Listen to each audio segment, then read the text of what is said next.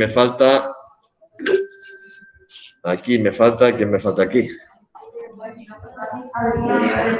falta Adrián, pero Adrián está en casa. Sí, además está conectado. Con lo cual, aquí no me falta nadie y luego ya comprobaré, porque al hacer esto yo he pasado ya lista de los que están conectados. Vale. Voy a compartir pantalla, compartir esta ventana. Vale. Y seguimos donde estábamos. Es decir, estábamos hablando de las fuerzas intermoleculares. Habíamos hablado... ¿Esto por qué no responde? Ahora. Habíamos hablado de las fuerzas intermoleculares. Hemos hablado de que los enlaces covalentes, salvo que los dos átomos sean el mismo, estos enlaces siempre tienen cierta polaridad. La polaridad puede ser muy pequeñita, muy pequeñita, muy pequeñita y que sea prácticamente despreciable, como en el caso del enlace carbono-hidrógeno, o puede ser muy importante, como en el caso del enlace oxígeno-hidrógeno. ¿Vale? Bueno, pues esa polaridad hace que las moléculas puedan adquirir cierta polaridad, como ocurre, por ejemplo, en el caso del agua. Imaginaos, recordad la molécula que os acabo de enseñar, el oxígeno está aquí, los dos hidrógenos formando un ángulo de 109,5 grados, la separación de carga, al final la molécula de agua es un dipolo. Además, este es un dipolo permanente. Todas las moléculas de agua de un vaso de agua tienen esa separación de carga, lo que provoca que entre una molécula y otra se establezcan unas atracciones de tipo electrostático, en este caso esta, que en este caso, en el caso de hidrógeno unido a nitrógeno, oxígeno, flúor, se llama puente de hidrógeno. Y es súper, súper importante. Y explica por qué el agua tiene esos puntos de fusión y ebullición tan anormalmente altos, son altísimos, para lo que deberían ser teniendo en cuenta su masa molecular. Su masa molecular es de 18 gramos por mol y la del CO2, que es 44, y el CO2 hierve a menos 57. Y el agua hierve a 100. O sea, es que cuando el CO2 ya está en estado gaseoso, el agua todavía está en estado sólido. Y eso se explica por estos puentes de hidrógeno, por esas fuerzas intermoleculares tan fuertes que hay que vencer primero para fundir el hielo y luego para evaporar el agua. ¿Vale? Pero es que estas fuerzas intermoleculares que se dan siempre, recordad, siempre que tenga en una molécula hidrógeno unido a nitrógeno, oxígeno o flúor, voy a tener puentes de hidrógeno, siempre. Con otros átomos no, pero con estos tres siempre, ¿vale? Existen otros tipos de fuerzas intermoleculares, las fuerzas de Van der Waals y las fuerzas de dispersión de London, que son fuerzas de tipo electrostático, pero ya entre dipolos no permanentes. Pueden ser dipolos instantáneos, pueden ser dipolos inducidos, pero no son dipolos permanentes, por eso estas fuerzas son mucho menos intensas. Y son tanto mayores cuanto mayor es la masa molar, cuanto más grande es la molécula. Por eso, por ejemplo, si nos fijamos en la serie de los hidrocarburos saturados, que son los que se llaman parafinas, los primeros, metano, etano, propano, butano, tal, son gases a temperatura ambiente. Conforme voy aumentando el tamaño, ya me encuentro líquidos a temperatura ambiente. El decano, por ejemplo, es líquido. Y si aumento mucho más el tamaño, me encuentro con las parafinas. La parafina es la cera de la que se hacen las velas. No la cera de abejas, sino la cera artificial de la que se hacen las velas. Eso es parafina. Es un compuesto molecular, pero que tiene una masa atómica tan grande que a temperatura ambiente es un sólido. ¿Vale? Pero es que estos puentes de hidrógeno son importantísimos también a nivel biológico. Y eso entronca con...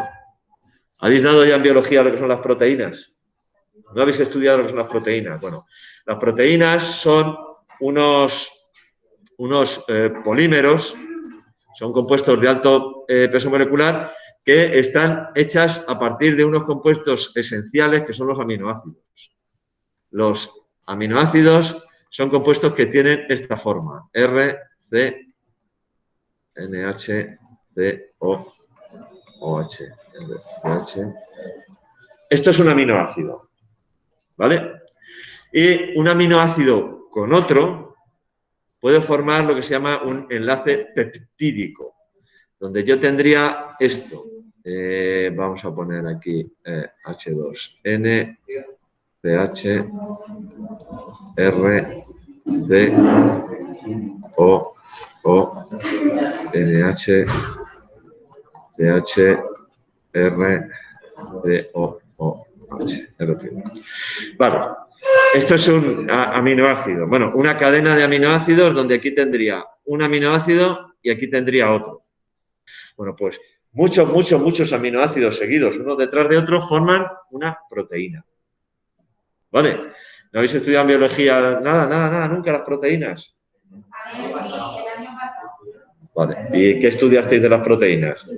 ¿Os acordáis algo de que eran cadenas de aminoácidos, que existen 20 aminoácidos, alanina, valina, leucina, isoleucina, triptófano, no sé qué, etcétera, etcétera? No, ahora mismo no me acuerdo de memoria de todos. Bueno, pues esos aminoácidos son, la diferencia entre uno y otro son estas R que os he dibujado aquí. ¿Vale? Que haya aquí una cosa u otra, eso indica que es un aminoácido u otro.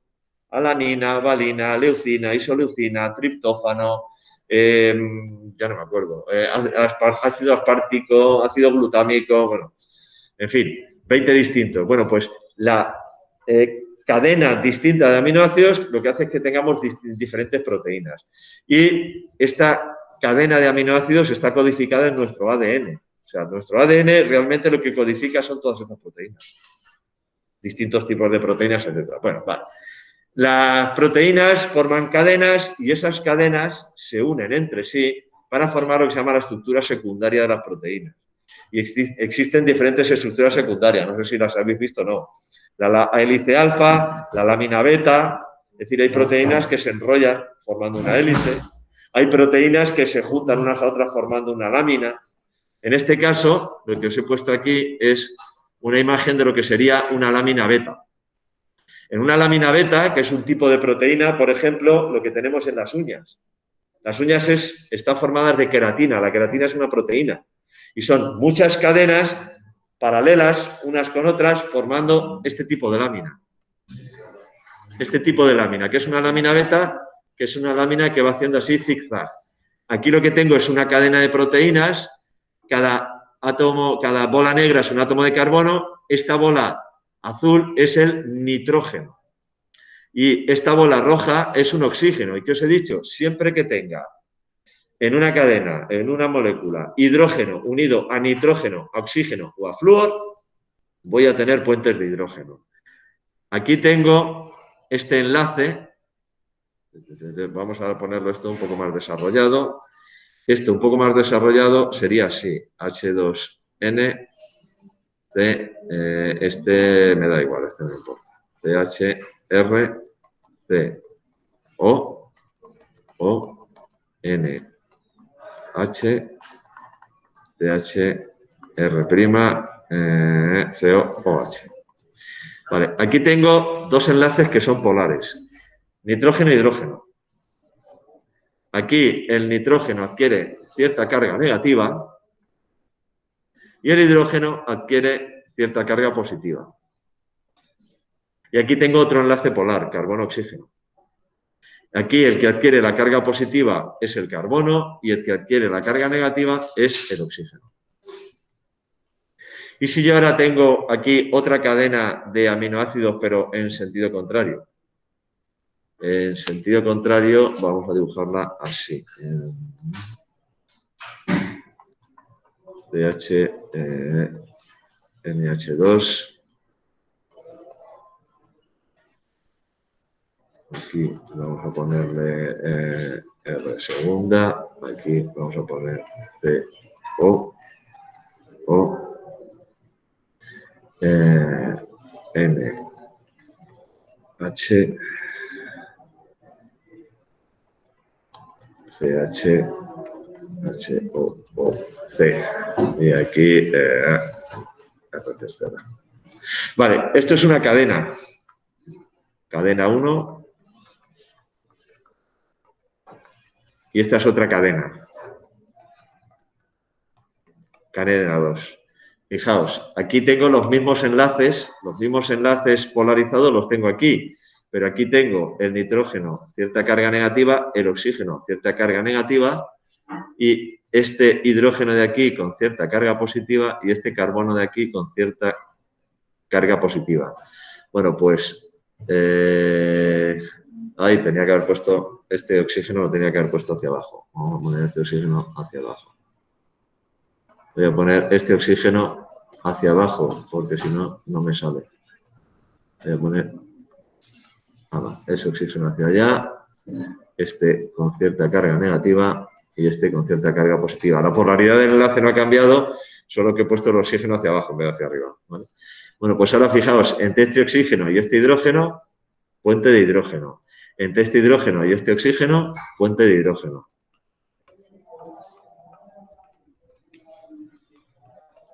Y aquí hay otro.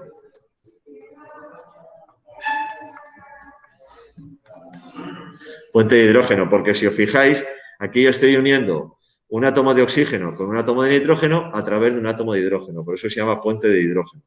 Y aquí estoy uniendo lo mismo, lo que pasa es que en sentido contrario, cambiado una con respecto a la otra. ¿Vale? Bueno, pues esto es lo que estabiliza la estructura de las proteínas, puentes de hidrógeno. En el caso de la lámina beta, esta es la estructura de una lámina beta. Tengo, aquí están dibujadas 4 cadenas de aminoácidos. Si os fijáis en las cadenas de aminoácidos, en este caso, donde pone, no viene el carbono, el extremo NH terminal y el carbono C terminal no viene, pero bueno. Aquí tengo carbono con oxígeno y aquí tengo nitrógeno con hidrógeno. Este es el que tiene aquí cierta carga negativa y este es el hidrógeno que está unido al nitrógeno y que tiene cierta carga positiva. Y entre ellos dos se establece un puente de hidrógeno. Aquí el que tiene la carga positiva es este y el que tiene la carga negativa es este. ¿Vale? Porque estos enlaces, este es un enlace carbono-oxígeno, que es un enlace covalente polar. Y este es un enlace nitrógeno-hidrógeno, que es un enlace covalente polar. ¿Vale? Pues esto es lo que estabiliza, por ejemplo, la lámina beta de las proteínas. Esto es la estructura de nuestras uñas.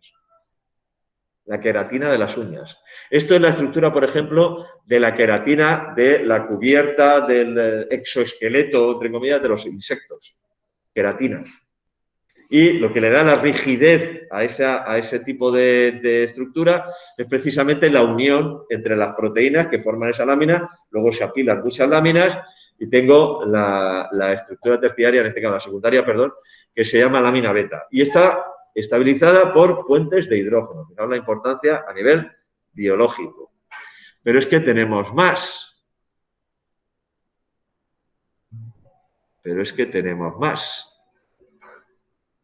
¿Esto sabéis qué es? ¿Os suenan los nombres? Citosina, guanina, timina, adenina.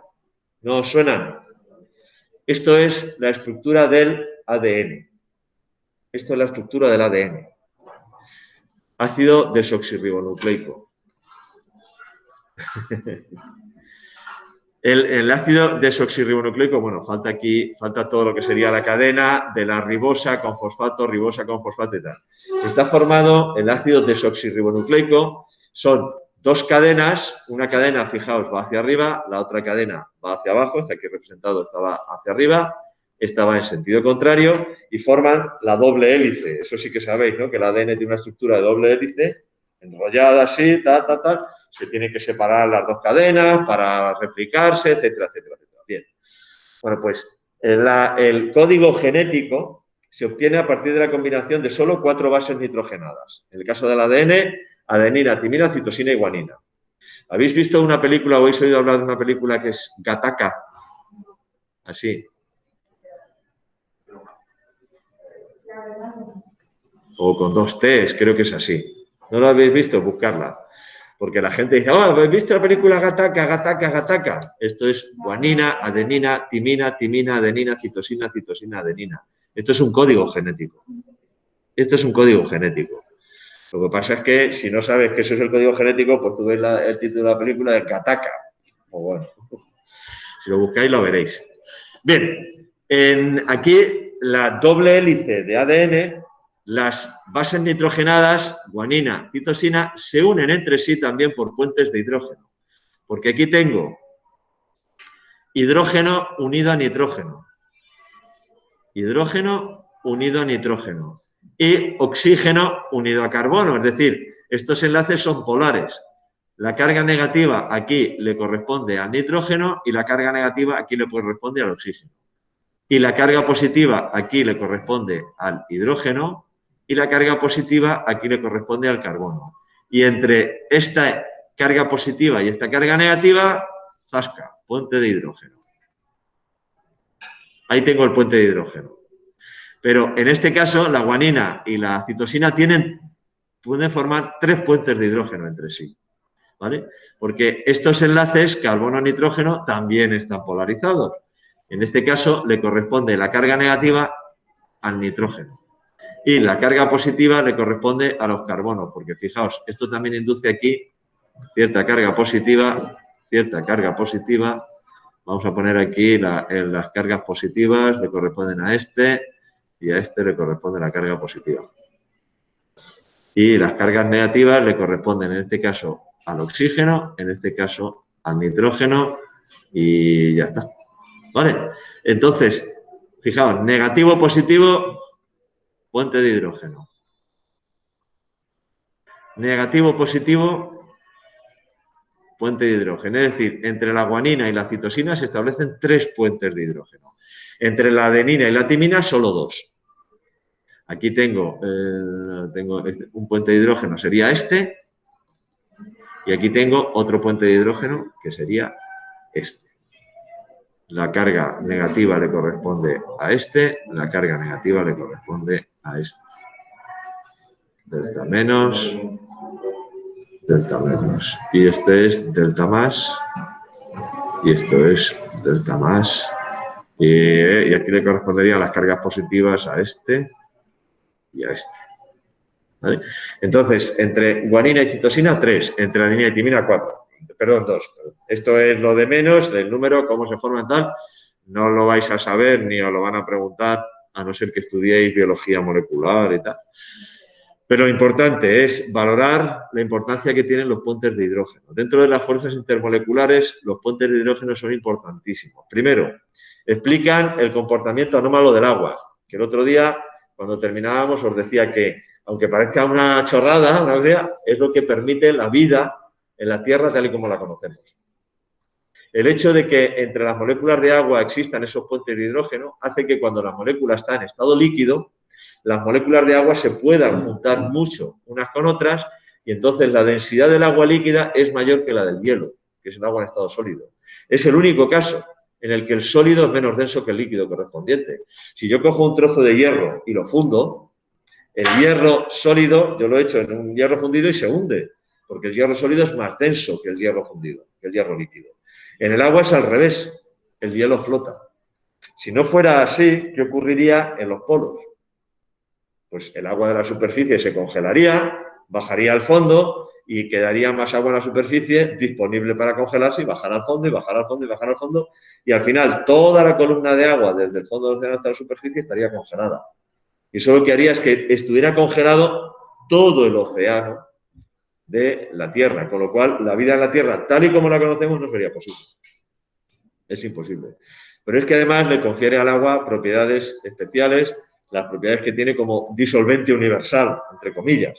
La capacidad que tiene el agua de disolver compuestos iónicos, de arrastrar de todo, etcétera, etcétera, etcétera. Vale. Bien, pues esto es lo que quería comentaros de fuerzas intermoleculares. Esta es la estructura de la lámina beta. Lámina beta, no sé por qué está la lámina beta 2 veces. Esto lo voy a quitar. No me quiero para nada. Pero ahí. Esta la elimino, pues ya la tengo abajo. Vale, voy a mirar un segundo porque creo que ya, aparte de la formulación, no nos queda nada de este tema. Tema 3, regla del octeto, diagrama. Ah, os voy a enseñar a hacer diagramas de Lewis. Interpreta diferente información que ofrece el subíndice de una fórmula de un compuesto según se trate de moléculas o redes cristalinas. ¿Qué significan los subíndices en el caso de la fórmula del cloruro de calcio, CaCl2? ¿Qué significa S1 y S2? Primero, ¿qué tipo de compuesto es? Cloruro de calcio. ¿El calcio es un metal o no metal? Metal. El cloro es un no metal. Entonces, enlace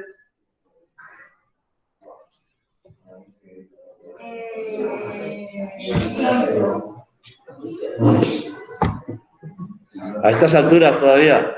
Metal y no metal, enlace iónico. Es decir, estructura cristalina.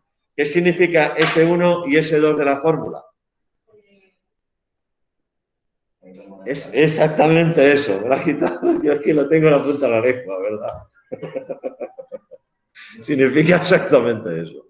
Significa que en un cristal de cloruro de calcio hay el doble de átomos de cloro que de calcio. Ya está. Ahora, ¿qué significa el 3 y el 1 en la fórmula del amoníaco, esa NH3? Primero, tipo de enlace. Pero si os acabo de enseñar la molécula. Tipo de enlace en el caso del amoníaco, NH3. Nitrógeno, metal o no metal. No metal. Hidrógeno, metal o no metal. No metal. Dos no metales, covalente. ¿Es alguno de los cristales iónicos covalentes que hemos hablado? El cuarzo, el diamante, ¿es alguno de esos? No. Pues un covalente, sustancia covalente molecular. Luego son moléculas. Ahora, ¿qué significan el 1 y el 3? No, de átomos en una molécula. Es decir, que en una molécula de amoníaco hay un átomo de nitrógeno y 3 de hidrógeno. Y siempre en todas las moléculas hay el mismo número de átomos. ¿Vale? Profesor. De sustancias iónicas covalentes, Explícanos otra vez el enlace metálico utilizando la teoría de los electrones libres. ¿Qué pasa con los metales? Profesor. ¿Los metales conducen la electricidad? Sí, hay un montón de cosas aquí sonando. Y no sé quién ha sido. A ver. Profesor. Dígame usted. Se ve la pantalla en negro. Se ve la pantalla en negro. Ah, bueno, claro, porque no estoy compartiendo. Ahora.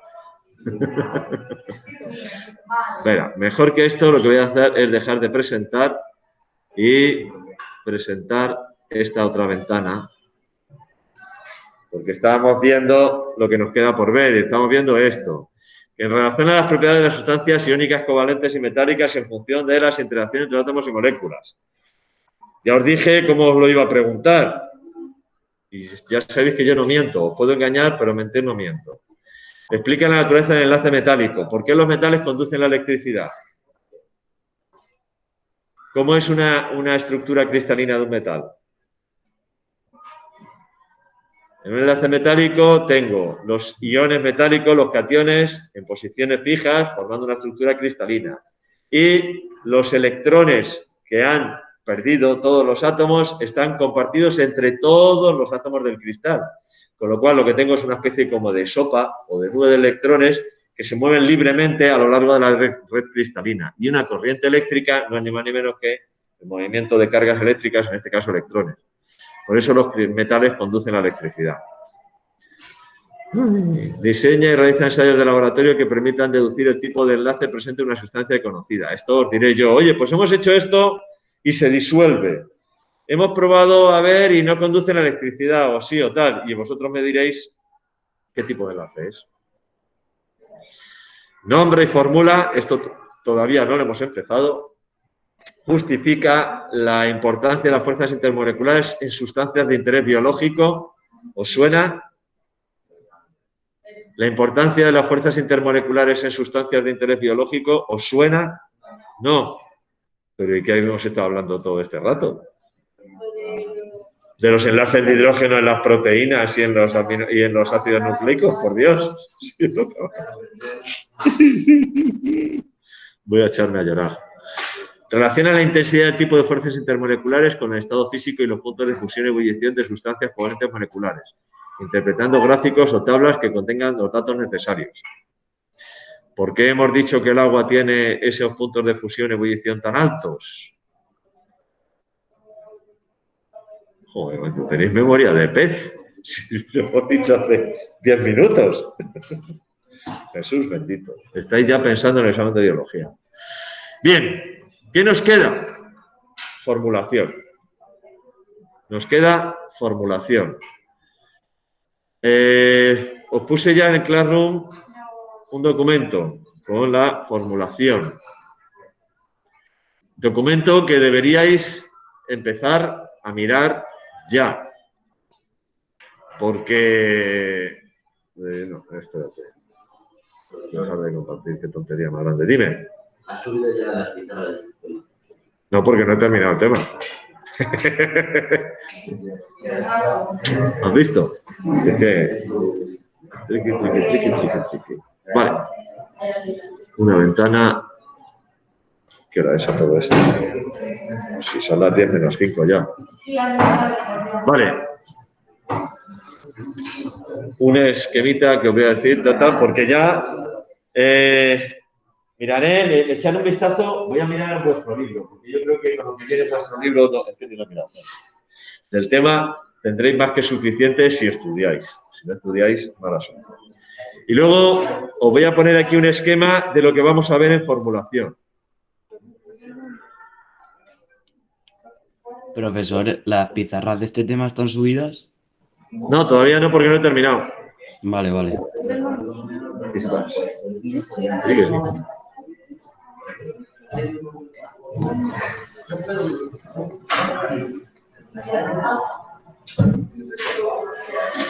A ver.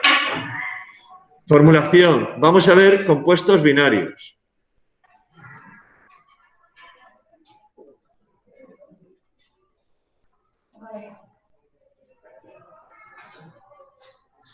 Pero no me voy a entretener en óxidos, hidruros, sales binarias, tal, no sé qué, no sé cuántos, patatí, patatán. Directamente, compuestos binarios. Son combinaciones de dos elementos. ¿Cuál se escribe primero? ¿Cuál se escribe después? Tenéis una tabla. Está en los apuntes, pero los apuntes no los tengo aquí. Pero los apuntes están en Classroom, con lo cual, trabajo de clase, apuntes de formulación de química orgánica. Dígame usted, esta tabla. Nos da un segundo. Imprimir pantalla. Perdonad un segundo.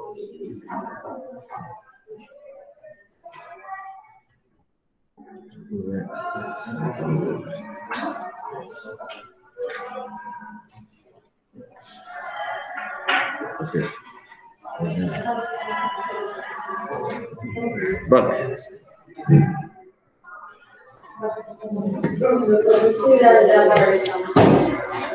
Como no me hables más alto, no te oigo.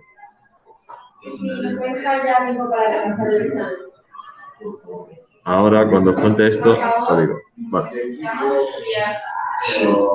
Necesitáis estudiar mucho esto. Bien. Vamos a hablar de compuestos binarios cuando empecemos a la formulación. No me voy a entretener en óxidos, hidruros, tal, etcétera, etcétera, etcétera. Pensad en forma global. Un compuesto binario es un compuesto formado por dos elementos, A y B. Lo importante es que sepáis cuál se tiene que escribir primero y cuál se tiene que escribir después. Bueno, pues eso lo tenéis en esta tabla. Fijaos en el orden de esta tabla. Empieza flúor, cloro, bromo, yodo, astato y luego ya sigue oxígeno, azufre, selenio, teluro, tal, tal, tal. Aquí el hidrógeno, fijaos dónde está. Y luego ya cómo va la tabla. De derecha a izquierda, tabla periódica, de arriba a abajo por grupos. ¿Vale? Porque el primer elemento que se encuentra en esta serie es el que se escribe segundo. Sí, ¿qué le vamos a hacer?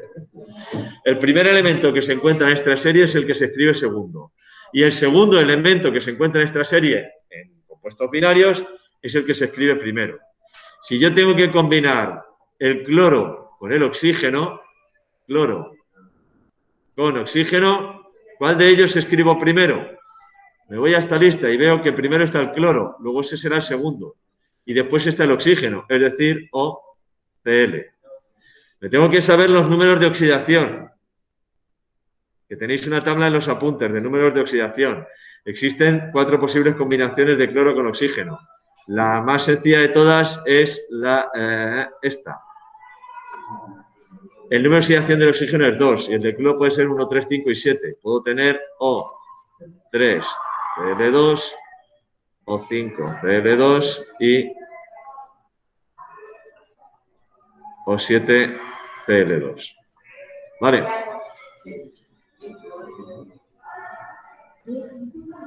Tenéis que olvidaros ahora ya de si es una sal, tal, porque esto en realidad, ¿qué sería? Un óxido. Combinaciones con oxígeno se llaman óxidos. Bueno. Se escribe primero o se escribe segundo el que aparece primero. Pero a la hora de nombrar, se nombra primero este y después este. ¿Vale? Con el nombre del elemento terminado en uro, excepto si es oxígeno, que se llama óxido. Ya está. Ya está. Pues ahora ya sabéis formular compuesto binario. ¿Cómo se llama este? Dicloruro de trioxígeno. Este. Dicloruro de trioxígeno. ¿Cómo se llama este? Dicloruro de pentaoxígeno. ¿Cómo se llama este? Dicloruro de heptaoxígeno. ¿Cómo se llama este?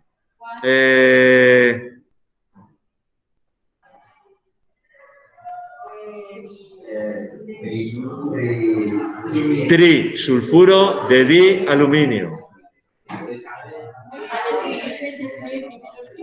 ¿Eh? Sí, se va de derecha a izquierda al escribirlo. De derecha a izquierda. O sea, ¿ya sabéis formular compuesto binario? Bien, vamos con los terciarios. Bueno, hala, venga, que tenéis examen. Por favor, no hagáis lo que con otros exámenes, estudiar. Estudiar el examen de física y química que tenemos la semana que viene. En casa, pues bueno, como estos señores quieren estudiar, pues nada, les dejamos que estudien. Alonso, estás hecho unos Cristo. Bueno, detengo la grabación.